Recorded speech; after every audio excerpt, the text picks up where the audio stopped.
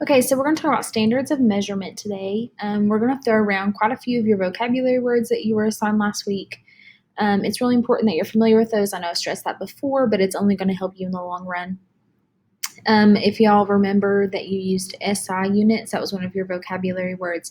That's a big thing that we're talking about today is the SI units and the different types of SI units that are used for different types of measurement.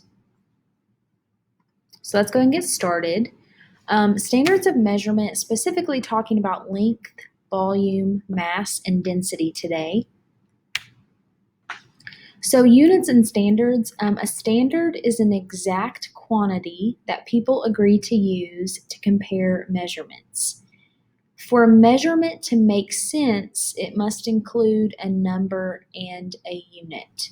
So, and I cannot stress the importance of this enough. When you are answering a question, let's say for an example, later this week, you're going to have an activity where you have to maybe solve problems. When you give me your answer, you need to have a number and you need to have a unit for it to be correct. So for example, if your answer should be in centimeters, then you should have 1 centimeter or 12 centimeters or whatever it is that your answer is. 2 feet, 3 meters. So you always want to make sure that you have a number and a unit for that measurement to make sense. So International System of Units, or SI, that is the universally accepted and understood standards by scientists throughout the world. A base unit in SI is one that is based on an object or event in the physical world. So for example, the meter is the base unit for length. There are 7 base units in SI. I'm going to show you a chart of that now. So for length, it's meter. For mass, it's kilogram. For time, it's seconds. For electric current, it's ampere. For temperature, it's Kelvin. For amount of substance, it's mole. And for intensity of light, it's candelia. Now, in biology, what we are going to be using the most of will be meters, kilograms, seconds, Kelvin, and some mole. Ampere and candela, those are more like physical science, physics, earth and space, those type of sciences. I'm not going to say that we'll never use them, but we will more heavily use the other ones. So SI prefixes, this is a really big thing, and I want to go ahead and tell you, I preach this a lot in science. A lot of times when you are dealing with just science terms in general, a lot of times the term itself gives you a huge clue on what that word means. And SI prefixes play a really large role in that because they're referring to multiples of 10. So prefixes are used with the names of units to indicate what multiple of 10 should be used. So for example, if something has the prefix kilo, that means 1,000, which means that a kilometer equals 1,000 meters. The prefix deci means 1/10, which means that 1 decimeter equals 1/10 of a meter. So here is another example, or here's another table giving you what the prefixes mean. I strongly, and I want to really emphasize the word strongly, I want to strongly suggest to you to memorize what these mean. And the reason being is because when you go to take a test or a quiz or convert something, this is going to help you tremendously to have this memorized. So kilo is 1,000, multiply it by 1,000. Deci, you multiply it by 1/10. Centi, multiply by 100th. Milli, multiply it by 1,000th. Micro, that is a ton of zeros, and nano is even more a ton of zeros. You're not going to use micro and nano as much, but that kilo, deci, centi, milli, I'm telling you right now, you need to know those. So converting between SI units. A conversion factor is a ratio that is equal to 1. It is used to change one unit to another. And I'm going to go ahead and tell you this now too. You are going to be converting units quite a bit in science. So an example, there are 1,000 milliliters in 1 liter. There's that word milli, right? So for every 1,000 milliliters, you have 1 liter. To convert units, you want to multiply by the appropriate conversion factor.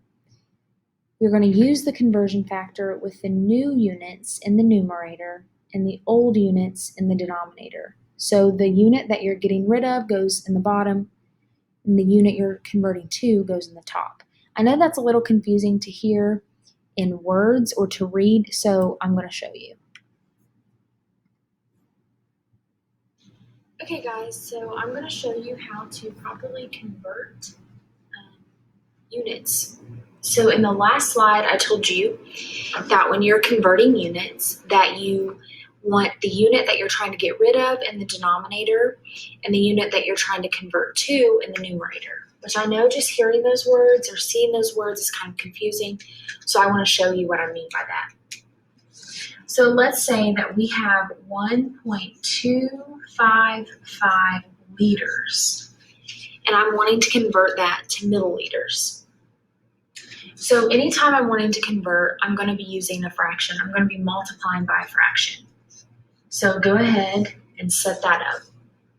Now, if I have liters and I'm wanting to get to milliliters, the unit I'm getting rid of is liters. So that goes in the bottom, that goes in the denominator. And the unit that I'm wanting to convert to is milliliters. So that goes in the numerator. So once I have that set up, now I have to know how many milliliters are in 1 liter. So for every 1 liter, there's 1,000 milliliters. So now I can solve. My liters cancels each other out. 1,000 divided by 1 is just 1,000. So now I can solve.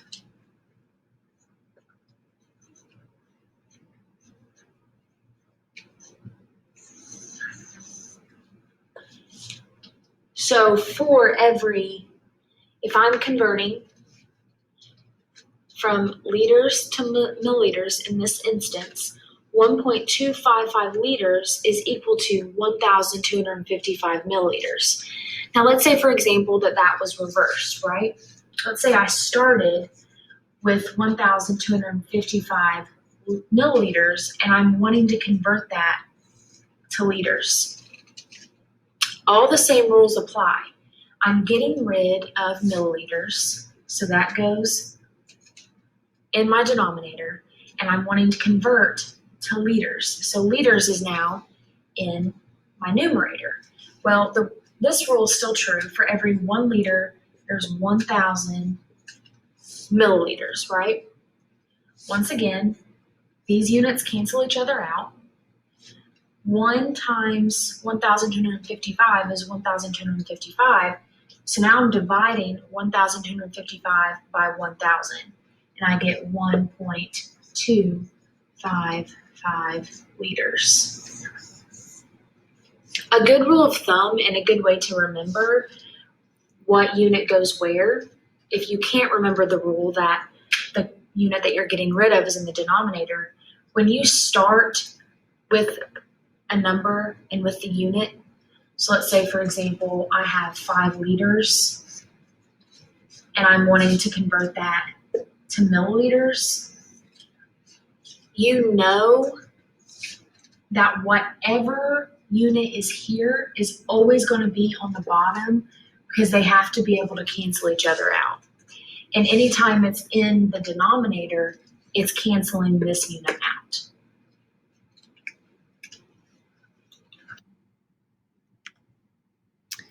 So in measuring length, length is the distance between 2 points.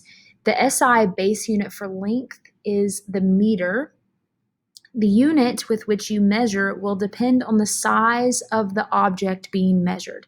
This is really important because when you choose the appropriate unit, you avoid these large digit numbers and numbers with many decimal places. So if you're measuring your pencil that a pencil is pretty small, so centimeters would be the appropriate unit to measure with. If we're measuring my classroom, you would want to do meters because that's a little bit bigger. It's not quite as big as a kilometer. So a meter stick, right? We could just lay a meter stick across my room and see how big it is. Now a house, on the other hand, that's pretty big, and you would measure that with kilometers. So when you're choosing those appropriate units, right, I would not want to measure our classroom in centimeters because I would have a huge, large digit number. And I would not want to measure a pencil with a kilometer because then I would have a ton of decimal places, right? So just think about the size of what it is that you're measuring and use the appropriate unit so you don't have those large digit numbers and those numbers with too many decimal places. Now, when we're measuring volume, volume is the amount of space occupied by an object. And to find volume, you multiply the length times the width times the height.